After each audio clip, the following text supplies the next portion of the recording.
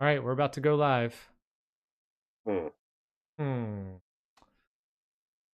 Right. Think we're doing Are it. we We're really doing are, it. Yep. are we We're live? live.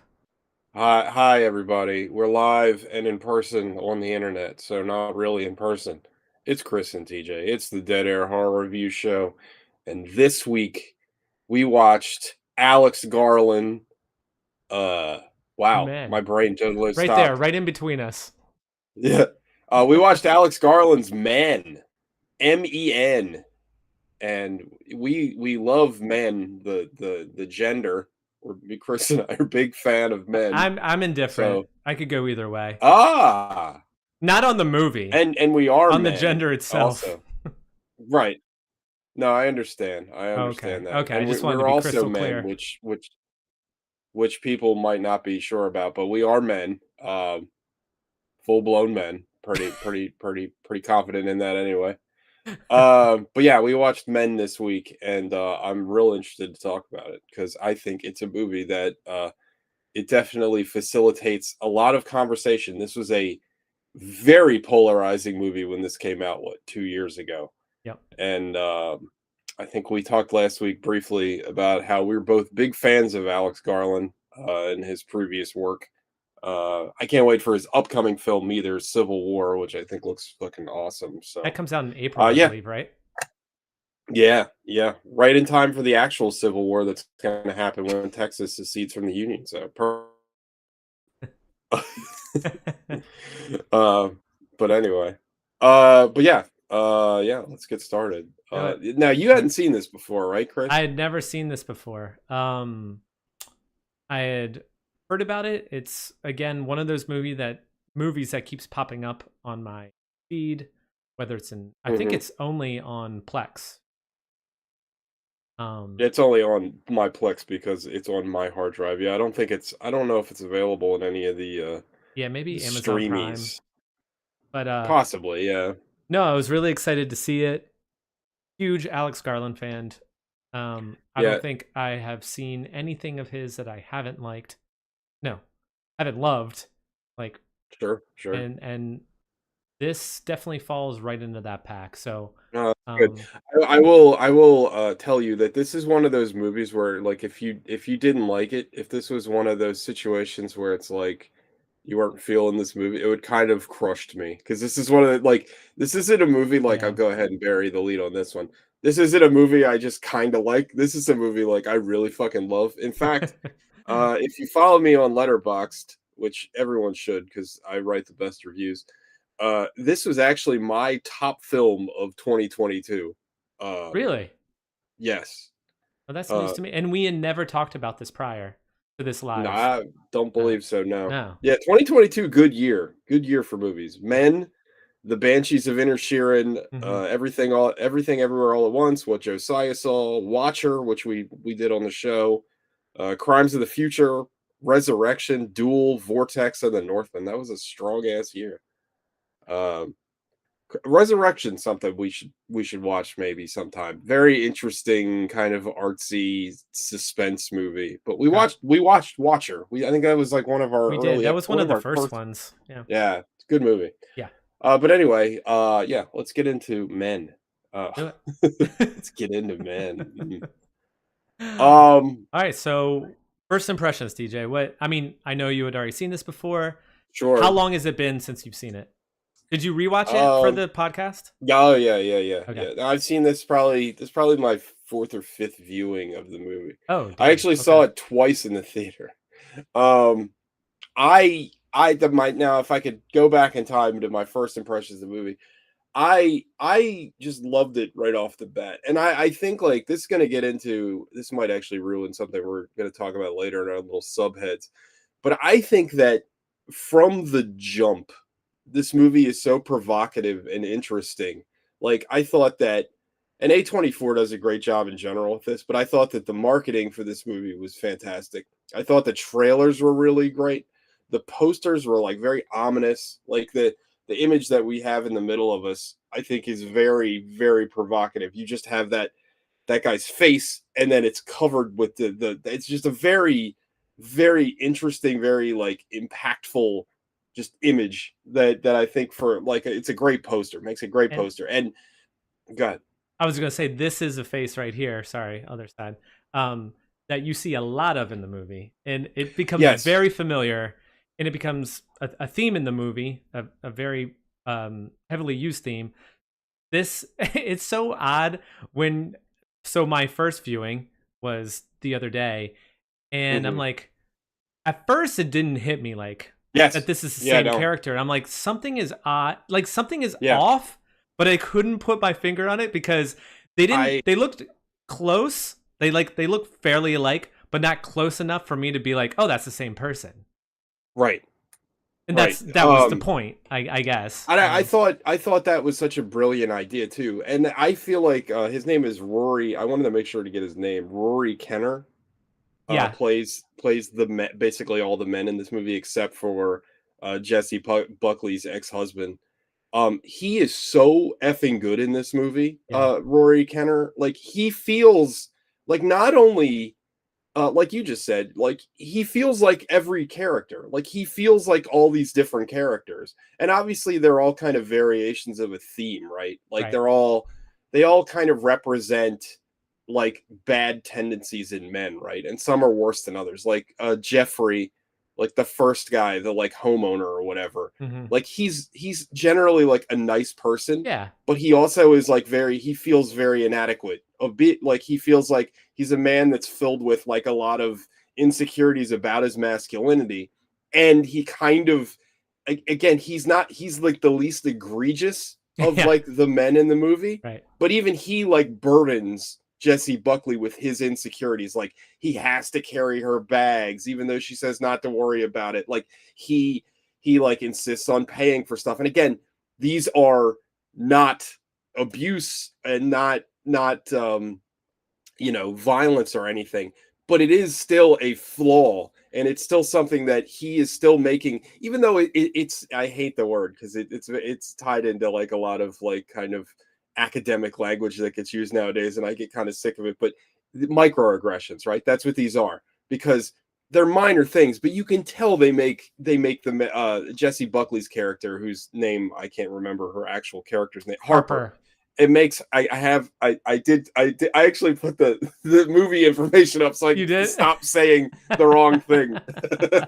But it makes Brilliant. You Harper came prepared. uncomfortable. I love it. It makes Harper uncomfortable, right? Like, Yeah, and again, now it's appropriate because he's the first one introduced, and he's again, I think everyone would agree that he is the nicest guy, right? yeah. But even he still has problems. But it is a escalation past him. Everything past him is an escalation point. And again, unfortunately, I'm going to kind of ruin a little bit of the flow of the show because All right, spoilers here, that folks.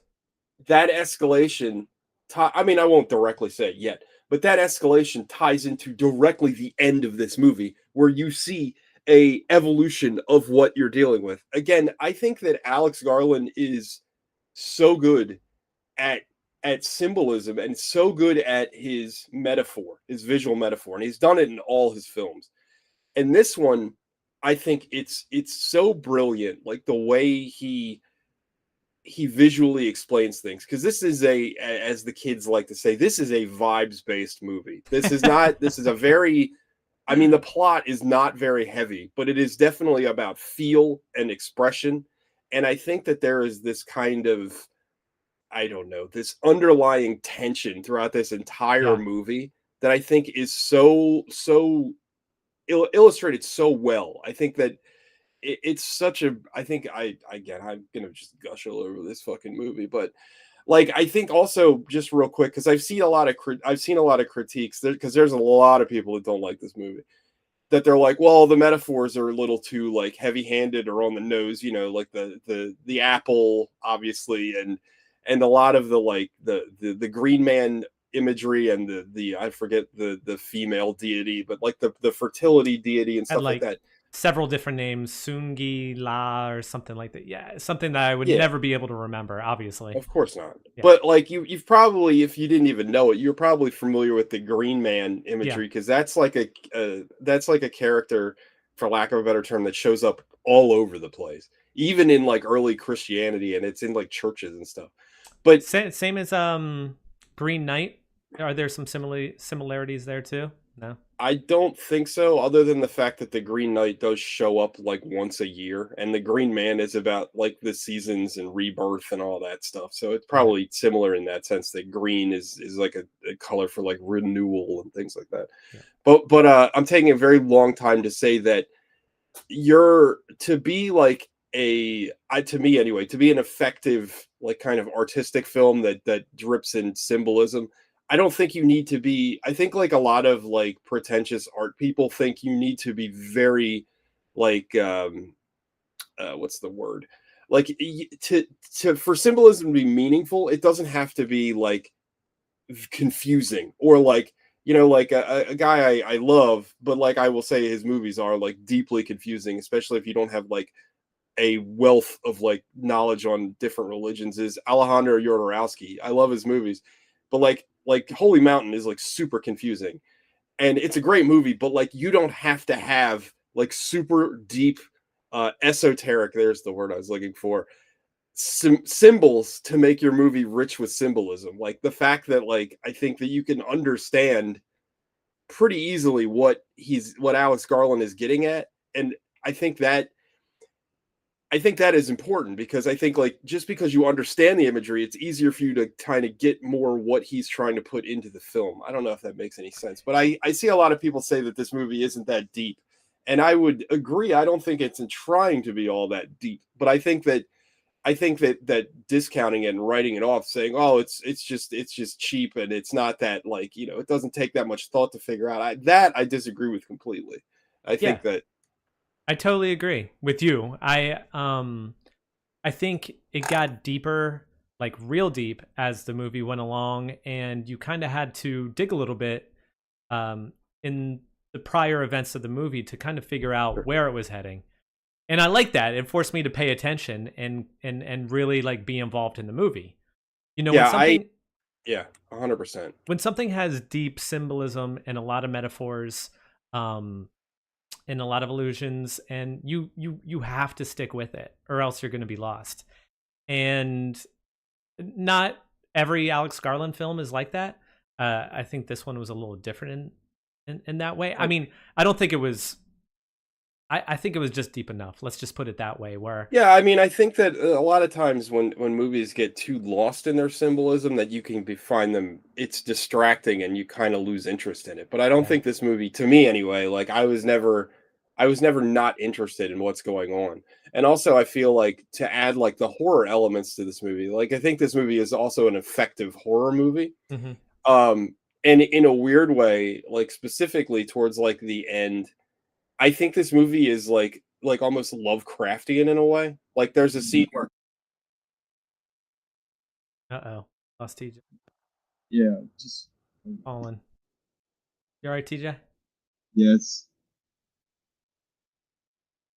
All right. Well, TJ, it looks like he may have to plug something in here. I'm not quite sure, but Hey, I'm back. I'm back. Can you hear uh, me? your my audio stupid sounds. mic Oh, there we go. We got you now. Okay. my mic fell. Oh, Sorry. So does it worst thing sound that could okay? happen during a podcast. It really is. I really need a new microphone. It doesn't sound Um, bad. but no, what I was saying was is that there's a scene towards the end of the movie where like Harper is like running out of the house and she's just confronted with like the vastness of space. Like it literally felt like a Lovecraftian thing. And I think, and to my reading of this movie, is that everything that happens in this movie is actually happening. Like I think that it's not like in her head or anything. Like I think this is all like in the parlance of the movie. This is all really happening. Yeah. So the men that she encounters are, I mean, technically, I guess it's one man or like the village of men. This is all real, and this is all something she's dealing with. And I think that ties into the horror. Like I think the horror aspect of that is fantastic, and I think it's like legitimately scary. I mean, that scene where the naked one like sticks his hand through that mail slot, and then Oh yeah. the camera pans up, and it seems like his hand is just going on and on forever, like it's a fucking like Mr. Fantastic hand. It's Would fantastic. And then when she fucking splits his fucking hand down the middle. Oh yeah. Fucking disgusting. I'll pull that up in a moment. That's a Um, pivotal scene right there. But what do you make of um you just mentioned before, like, it was all happening in real time. She was like in the moment. But yes. what about that moment that we just saw? I'll try Mhm. to pull it up again. Sorry. Um, where, like, you see her running out. Here it is. You see her running out of the room, and it kind of repeats itself over and over. But she's Yeah, running out, and in one scene she's heading out the door. In another scene she's like falling to the right. ground. What do you make of that? But this is also this is a pre this scene happens directly before that scene where she gets to the car and she runs outside and there's like this like vastness of space. I think she's like literally in some kind of like weird eldritch like time paradox. Yeah, Like that's a common theme in like a Lovecraftian thing where you're like you've basically lost your mind and the rules of the world don't apply anymore. So that's yeah. how I took it. Like Okay. now again, it could be anything. I think this movie also does a great job where there's a scene that I'm thinking of in particular where like basically the green man like blows Oh, those like right. flower The pods at her, dandelion. Yeah. and it's all very like dreamlike. And I think this movie does like it's almost like a Louis Brunwell movie where it doesn't differentiate between what could be real and what's a dream. Like I think it again, I think it all works like really well. It's and it just because like I do think that the movie is trying to tell you that everything actually happened. It doesn't necessarily mean that it makes sense. Like I think that it adds to the tension and the horror that Harper is going through because she's just as confused as everyone else. It's not like she's reacting to this stuff like it's normal. You Yeah. know what I mean? She's not like, oh, okay. Um, And but yeah, do you want to dive into why she's there in the first place? So sure. people have Yeah, an I idea mean, of like we don't do usual recaps. synopsises, but it is important Yeah. to the review. She's there because she was involved in a or at least well, yeah, I mean, I don't know why I wanted to box it this way, but she was in a toxic relationship with her ex, and she was going to leave her ex-husband or well then husband, and they keep flashing back to this particular scene and where it escalates and it gets worse and worse and worse, and right away the husband's like, well, I'll kill myself, and it's like I can't imagine saying Yeah. something like that to somebody. I And mean, like he was not only physically abusive, he was clearly emotionally and mentally yeah, and you know he says something to the effect of, you know, my death will always be on your hands, it'll be like if you killed me, and it's like unbelievably awful thing to say. And then you find out later, and I like how again that you're not going to find anything I don't like about this movie. So again, this review, if you don't like this movie, this review is probably infuriating to you. But abusive. like I love how the relationship is doled out in the movie. I feel like you are given the perfect right amount of information about their relationship as the movie goes. Like you don't get it all at once. You get it kind of, you know, in parts, but like it's perfectly metered out. Like it's perfectly sectioned. And the sequence where you find out that, you know, he apparently, and again you have to understand that this is from Harper's point of view, so you don't know, you don't know if she's, you know, she's coping or whatever, but she says, you know, he climbed up to the apartment above theirs, and he tried to climb down to their apartment and he fell. And I don't know if you read it this way, Chris, but I took it as Harper, this is potentially her excuse that like he, you know, or she just doesn't want to say that he jumped. And I guess Yeah. it's left ambiguous whether what he did, because all you get is that glimpse of him fall, which is terrifying, by the way, him falling. Like I can't imagine you locking eyes with someone as they like plummet to their death. Right. It's just like that scene alone is so horrific. And then when you see the aftermath of when he hits, it's like, oh my god, Yeah. like Jesus Christ. One thing you should know when watching like an Alex Garland, well, particularly this movie, he is not afraid to show gore, and this is not a Ooh, movie that I would have expected to see it.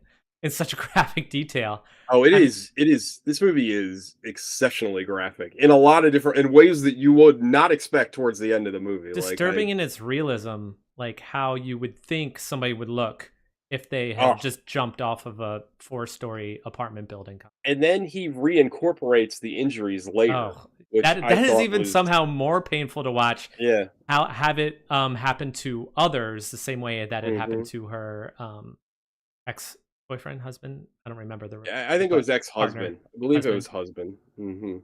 Hmm. Um, But yeah, but anyway, to get way back to your question. So she has gone away to like this little town in the middle of nowhere and rented a house so she can have basically some alone time to heal and to not be because I think I think the situation with her ex happened literally like a week ago. I think 2 weeks ago they said it like it just happened. right. So she is going off to the country to try to heal and be on her own, and that's where this movie starts. So she's literally in the middle of nowhere. She's somewhere where she's never been. Again, a trope in Lovecraft stuff. It's always like towns in the middle of nowhere, somewhere where you've never been. And yeah, so I wanted to talk briefly. I think it was one of our little things here.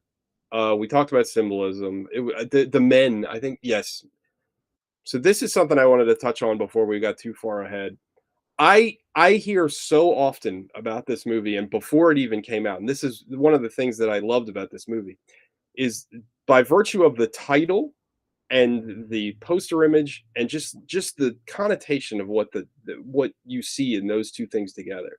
So many people were like already upset. They're like, "Oh, this is just going to be a movie about men being bad and blah, blah, blah, blah, blah." And like people just shot it down like immediately. And I think that's such a calculated, brilliant move because you're showing yourself, right? Like Yeah.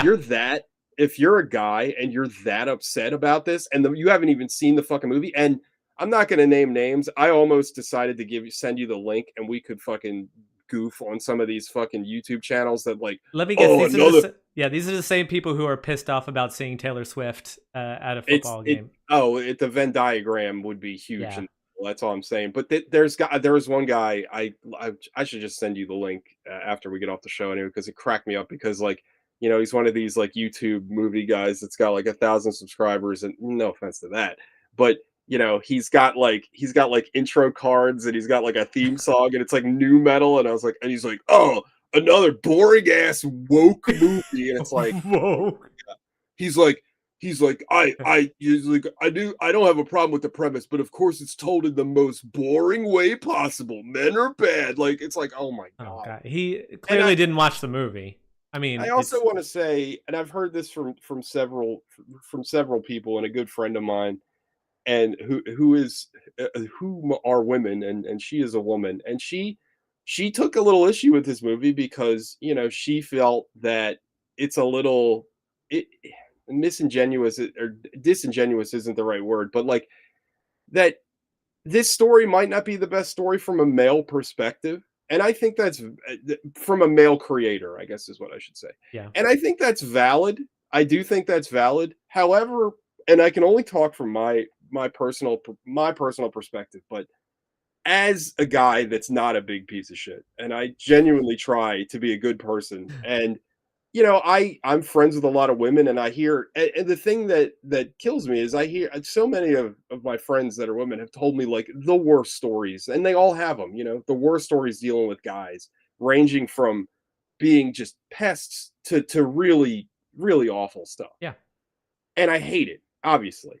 And the only thing that I can do is to try to be positive and to try to, keep positive people in my life. And when I see shit, say something. And my point is that I think Alex Garland is coming from a genuine place, and he's trying to do what he can to kind of draw a light onto something. Now, whether or not that it's still coming from a male perspective, so it's kind of missing the point. I think there's an argument to be made there. I just don't necessarily agree with it, but I did want to address it. Yeah, I kind of take umbrage with the concept that um one shouldn't speak because they aren't seen to have the right perspective. I don't think it's that they shouldn't speak. I think that it's that it's a little lessened because also there like he maybe to get like a female writer involved or something like that. Like this is kind of like all from a male point of view. And Yeah. again, I don't necessarily agree with it, but I have heard it, and I don't just shoo that away out of hand. I can see where that perspective comes from, but I think at the same time, like if you if you have something to say about it and you've witnessed it, and you want to make a statement about it, I don't like there's nothing else that you can do. You know what I mean? Like Right. I hate the term ally because not that I'm not an ally, but I've met so many people in my life that are like the loudest allies and they're huge pieces of shit. But I mean, it's true though. If you want to be a positive person and you want to try to enact change, like from your station, there's only so much you can do, right? So I feel that way about what Garland is saying here. Yeah, I I totally agree with your friend's point. Like it Yeah, does it I'm sure it is very annoying when you have a middle-aged white man speaking his perspective on what he thinks um yeah, about, men's treatment of women, you know, uh no matter how altruistic his intentions. right, Um exactly. and I just think that, like, I don't know. It's, when you have a certain perspective and you want to get it out there in the world, um, for a lot of people, they might just swallow it just because they don't Right. want to, get, they fear the consequence. Um, I don't think that's what happened in this case. I think, No, I he's an don't think so Alex either. Garland is an artist, and he clearly had something that he wrote this, so Well, he's also, if you really look at his work, he is all of his films, not the ones that he wrote, but all the films that he's directed have strong female characters. yeah, very much Uh, so. Annihilation is all female, Hmm. like more or less. Ex Machina is definitely about like a female character. The robot is a female, and it's about how that movie is also about how shitty men are and like how weirdly like because I mean I could do a whole episode on Ex Machina too, but like the Domhnall Gleeson character is at first glance kind of sympathetic, but when you really dig into that movie, he's kind of a piece of shit too, just in a different Yeah, way than Oscar Isaac. it So was like selfish. exactly well that, and he's kind of pathetic, like in a Yeah. weird way, and kind of it ties into kind of themes of this movie because he kind of feels like he deserves something, and that goes. So him having uh a need to have a strong female character, and I hate that term has been dragged through the mud, but it's true. I To think it's have appropriate here. Yeah. strong female characters, it's throughout his entire career, and it looks like Civil War, Kirsten Dunst is basically the main character in that, so it's just something he does in his films. And I think that I think it's valid, but I just I don't know, I've heard it a lot, and I don't think I've ever heard anybody actually speak on it. So I wanted us to be Yeah. We're at the I forefront. feel like TJ won't say I it, but feel, we're allies. we are. I mean, Yeah. I am. I mean, in truth, again, my biggest problem with that is that again, I've known in my small little community over here in Baltimore, Maryland, there is a lot of so-called allies over the years that have turned out to just be like the worst people. So Well, I just stay away from. I think it's I let my actions speak for themselves. I don't need to be like carrying a flag around. You know what I mean? Like, oh, yeah. I'm a good person. Like, just it's the difference between like, let's say you fed like you gave like a homeless guy some food. Like, you just give him the food. You don't have to get your camera out and put it on TikTok. Mhm. Like just do it. Like, if you're a good person, people will pick up that you're a good person. Yeah.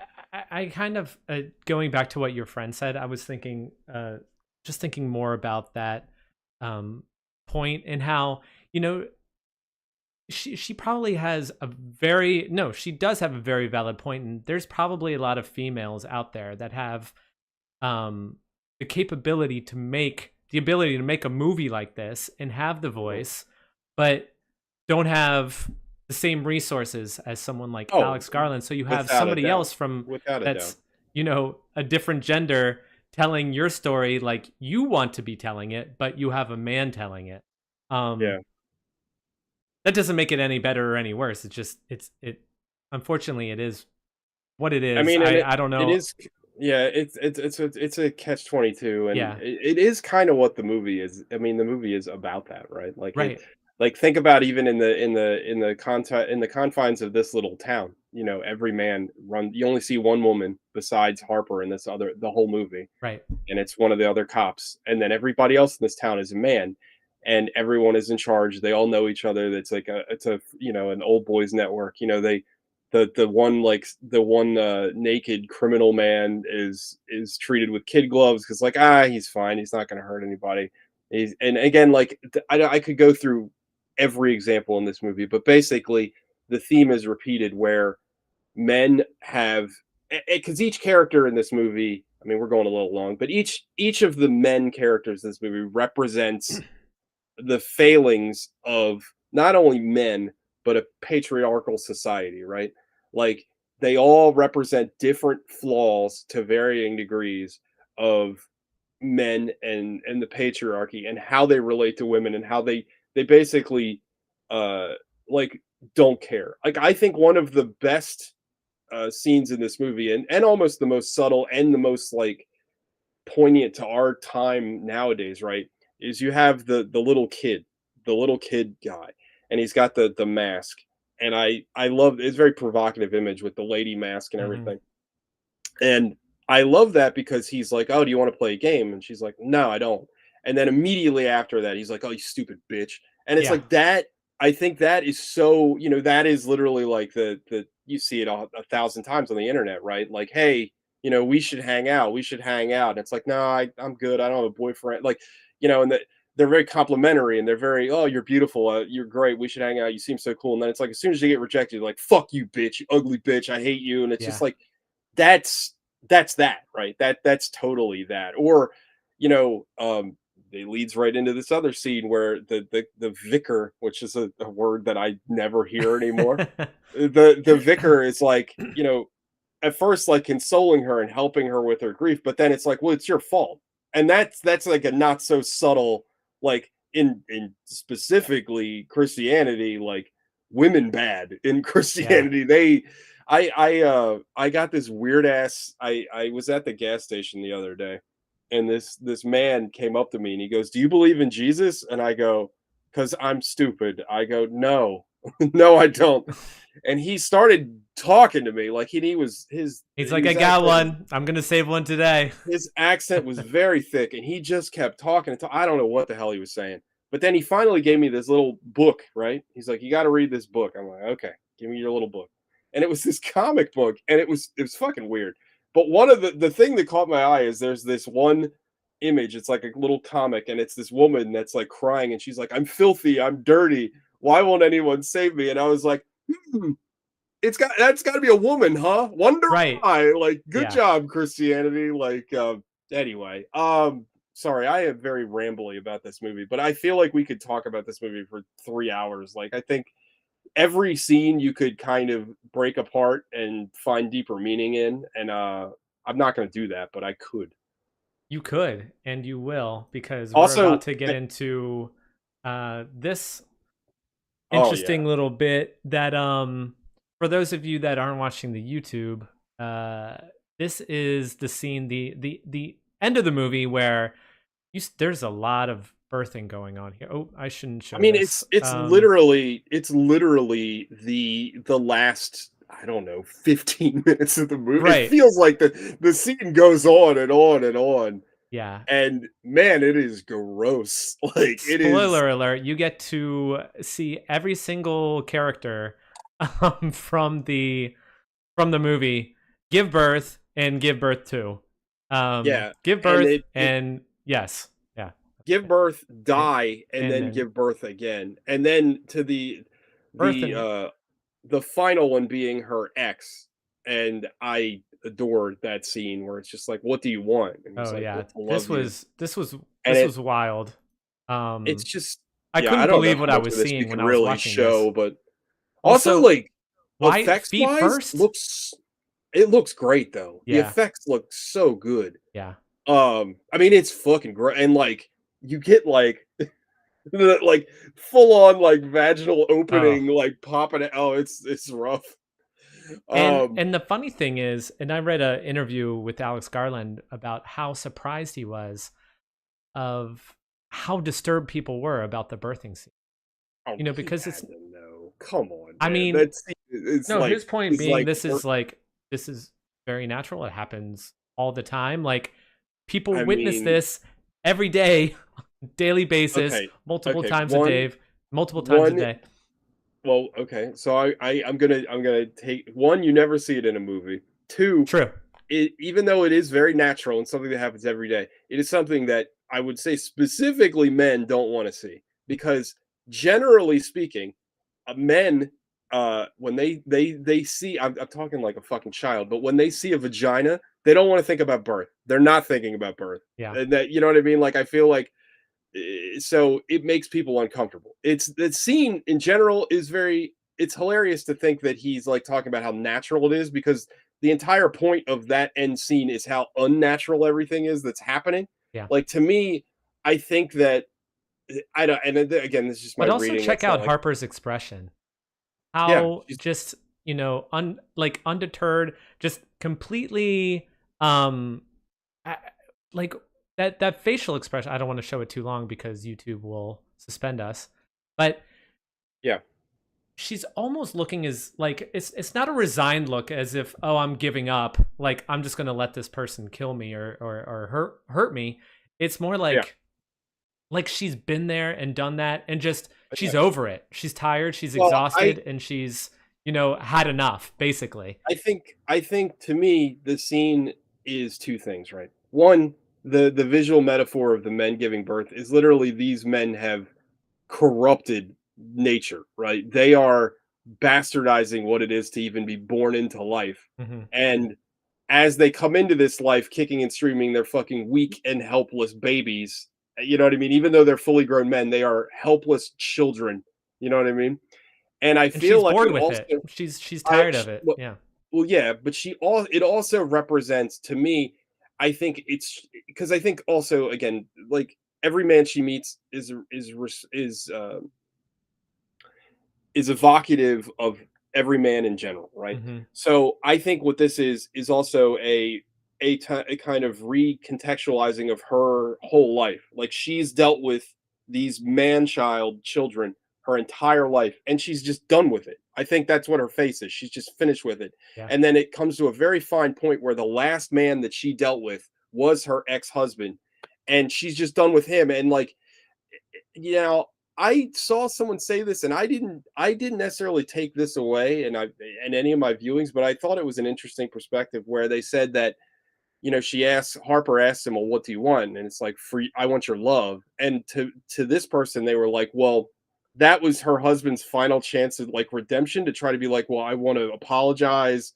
I want to be sorry. I want to, this or I that, didn't get show that. some kind of empathy or remorse for what he did. However, he didn't, and his only phrase would be, "Well, I want like it's also it's selfish like everything else." And I think that's a pretty interesting reading because I didn't pick that up, but I'm like that does make a lot of sense. Like he doesn't. It's always about them. Yeah. It's always being selfish. It's never about her. And I was like, that's pretty interesting. Well, I he thought that was a pretty interesting take. every scene with her husband, he's gaslighting her. Yeah, And, every single one. even before he died, she was over it. She was finished with the relationship. So, you know, given the fact that he's been reborn again and he's sitting on the couch next to her and he's still giving her hell, like Right. she's just it was kind of funny at the end. I'm going to show it one more time how in this scene he's telling her this is like the final one of the final scenes. I'm not like the penultimate scene where he's sitting on the couch and is like, I just want you to love me. Yeah. And then it goes to that the text, the title of the movie, it just says men. Yeah. Almost like Yeah. as if, ugh, Yeah. man, It's great. this is what they do. But then Mhm. it cuts right back, you go right back into the film. Yeah. I thought that was an Yeah. interesting choice. I liked it. I thought Yeah. it I was liked funny. it a lot. I also like the song that plays, like, through the out the end of the movie. I thought it was a really good choice. Alex Garland, his use of music in all of his movies is pretty solid. Well, he always Um, teams up almost always with Jeff Barrow from Portishead, and did he they in this one as well? I didn't they look. did, yeah. Yeah. Uh, But anyway, I guess we've gone really long. really long. Let's get Um, into scores. I wanna say real quick before we get into scores that Sure. Jesse Buckley in this movie, Harper, is incredible. Like, I think that she's so good. Like, and she is quickly becoming, like, one of my favorite actresses, like, period. She's in, a movie that I love so much, it put me into an existential crisis that I still haven't gotten out of. Which She's one's in that? I'm Thinking of Ending Things. She's in that, and she's brilliant in that. And I think, like, in this movie, she gives such an amazing performance in this Yeah. movie. Like, it's such a, like, she puts everything into this movie, and I think she's absolutely great. Her and, Rory Kenner are both just so good, They're and to basically the be only two in this film yeah, I was anyway. gonna say, you're literally dealing with 2 act it's a 2.5-hander the whole movie. It's very impressive. But yeah, let's get into scores. I think everybody knows what mine's gonna be. So Um, you can go ahead first. I go first? Okay, I'm gonna give this, oof. I I'm a bit biased because I like Alex Garland, and I Absolutely. knew this wasn't gonna disappoint. I'm gonna give it a 9.6. Yeah, that's very fair. That's a very, It's not very my fair favorite of score. his, but I mean, all of What is your his, favorite of his? oof, I would say Ex Machina, probably. Yeah. Yeah. I think Ex Machina is number 3 for me. Really? I think, Annihilation number 1 for you? Annihilation Yeah. well, I think Men's number 1, Really? honestly. Yeah, I think Men's number 1. Annihilation's number 2, but I really like Annihilation. I Yeah. I think that movie is criminally slept on. Like, I remember at leaving the theater, I was like, "That movie was absolutely amazing." And, like, nobody saw it. I remember they released it in, like, January, and that's always death for movies. Like, no they always put out, like, the worst movies in January. It was just like Well, um, if we're counting TV series, I would put I need to watch Devs. I Devs know is everybody Devs is yeah, my everybody top. yeah, everybody tells me Devs is great. I need to watch I was that. bawling like a baby at the end. I that was You mean, like, because you made so much money and you were spending it on cars and shit? Balling? That kind of balling? I don't know Straight how to do that balling? kind of bawling, and, you know, if I haven't figured it out by now, I'll never know. Oh, I'm the opposite. Whatever, like, the poverty version of balling is. Ballin'. I'm eating ramen every day, you know? Alright, so it's my turn. It's your turn. Uh, Go for it. this is like a 10.10, but this is to me, this movie is perfect. I fucking love it. If you couldn't tell by how, like, glowing I am just talking about the movie. Mhm. I think it's great. I find it, like, incredibly fascinating. It's very watchable. Like, that's one thing I was trying to, stumble out of my mouth. A lot of, like, artsy films, and I'll be the first to admit this, I love my artsy fartsy movies. Yeah. It's been known about me for a very long time. But, like, a lot of those movies aren't, like, the most fun to watch, right? Like, they're not the most compelling things, they're challenging, there's something you watch and you think about, then maybe you watch it a couple years later. Like, this movie is definitely challenging and horrific, but it's not like a bad sit. Like, I don't think, like, it's a very interesting watch, and I think it's very compelling. I think all the performances, like we just said, are really good. I think that we didn't really talk about the cinematography and, like, Alex Garland before this was, like, using a lot of, like, lens flare stuff, and he was using, like, a lot of, like, almost like artificial looking camera work, like in especially Ex Machina and in Annihilation. Like, he was using a lot of, like, I don't know, it's like almost like hyper realistic, like, and hyper, like, sensitive camera work is very, like, artificial or robot-y, and it's not saying it's bad, it's just that was the style that he was going with. And this is, like, the total opposite. Like, it's a lot of, like, warm colors and, like, a lot of saturation, and, like, it almost feels like, at times, it feels like a Kubrick movie. Yeah. Like, I think that this movie, like, it's definitely his best looking movie out of all his films. Like, I love how this movie is like dripping in like red and yellow, and like I think like Oops. you're gonna have to edit that one. I forgot that was coming up. Oops. But yeah, you can put like a little like A little blurred out you got box to I around keep the getting genitals. this weird mobile ad on TikTok for some like Chinese mobile game, and like they have the weirdest sound effects. It's like, but the sound effect that's most funny is little John going what? So you can kind of, Really? oh yeah. And he's not going to see a penny of that. But yeah, But if he's it's listening real. to this podcast, maybe he will. Yeah, it's really good. I love this movie. I think this movie's great, and this is like, to me, like this is everything that I want out of like my elevated horror movie, whatever you Yeah. want to call it. Like I really like this movie a lot, and I think this movie has a lot to say, and I think it's really really good. I think it's excellent, and I love it to death. And I love Jesse Buckley, and I love that Rory Keener guy. I think it's great. So 10 out of Awesome. 10. 10 out of 10. Well, super high score for this one. Yeah. All right, let's talk about what we're going to watch next week. Here we go. Suitable Flesh. What a poster. What a fucking poster. That poster rocks. It's giving off strong 70s slasher vibes. I love it. It's got It's Heather Graham. When did this come out? Do you know? last year, I think. Okay. It's I want to say, I think Stuart Gordon made this, the guy that made Reanimator and From the Beyond. Stuart Gordon hadn't made a movie in like years and years and years. And we just did we did The Frighteners, and that had what's his name in it? From Reanimator. Jeffrey Combs. Yes. So this will be good. Like, poster alone, I want to watch this movie. Like, the poster is amazing, and I think it's like a body snatchers movie, but I'm very excited to watch it. I've heard a lot of good things. It got great reviews. I didn't read them. I make it a point not to read anyone else's reviews. Probably best not to read them. But yeah, it got high up there on Rotten Tomatoes, so that's a good sign. Yeah, I'm excited to watch it. Yeah. So, all right, that's next week. Suitable Flesh. Yes. All right. Well, that's the show. And if you're a man out there, be a better man. How about that? Be like Eddie Vedder, because even that girl in that song couldn't find a better man. You know, I used to think the song was Vetter Man. Better Man?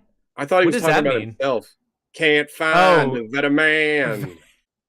Like Eddie Vedder. I've never heard anyone say that before, but now I'm never going to be able to unhear it anytime I hear that song. Man. I thought he was talking about himself. I thought he was really arrogant. Can't find a better man. Yeah. Are we sure he wasn't saying that, and then somebody transcribed the lyrics improperly, and he just went with it because he didn't want to seem like a self-absorbed douche?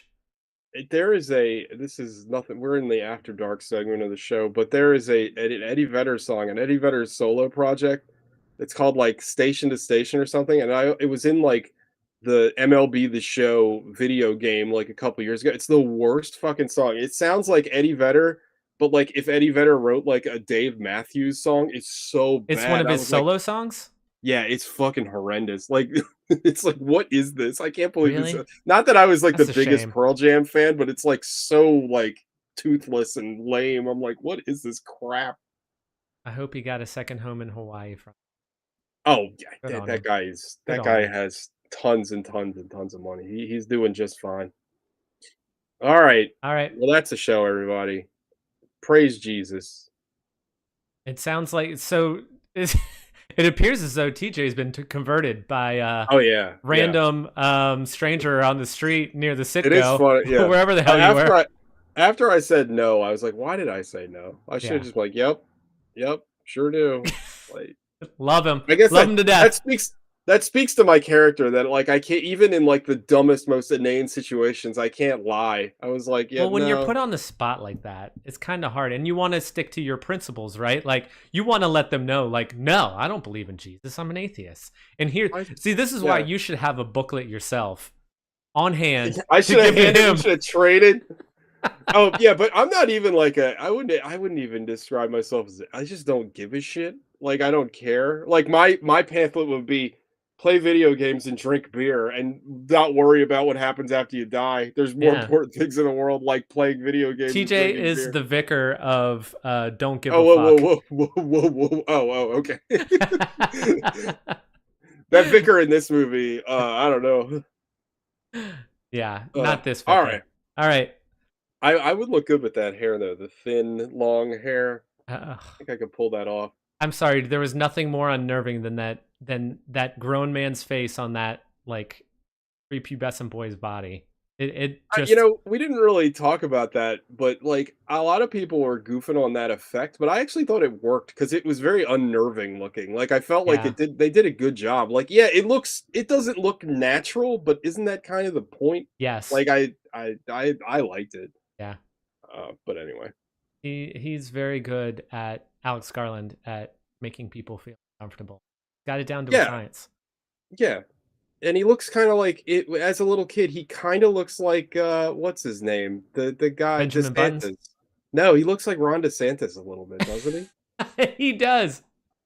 Except this kid looks a little taller. He's like dude, they should remake this movie, but put everybody as Ron DeSantis. Like, there's a lot of sugar in that. You shouldn't go into the house. There's, you shouldn't eat that apple. There's a lot of sugar in there. Huh? Oh, R.I.P. Ron DeSantis. Why didn't you tell me you were so good at DeSantis? I love him. All you got to do is like add this weird kind of like muff pitched inflection, and then talk really loud. If you're that's like all he does every time you see him talking to normal people. He's like like he's so fucking weird. He's like, oh god, I love that man. It's too bad he won't be president because that would just be so funny. I'm in Germany, huh? You got lederhosen over here. If only we could do a Jersey Shore style reality show, except with just Ted Cruz and Ron DeSantis. Oh my god. And like those two bros living together? No. We need at least a couple more, like Leslie Graham and Mitch McConnell. Marjorie Taylor Greene. Oh my god, yes. Bobert. Oh god. They would all be fucking by the end of it. All right, what are we even talking about? I don't even know. Okay. Oh! All right, we got it. All right. I'm gonna stop my impression. You do it way better. Okay. See you, everybody.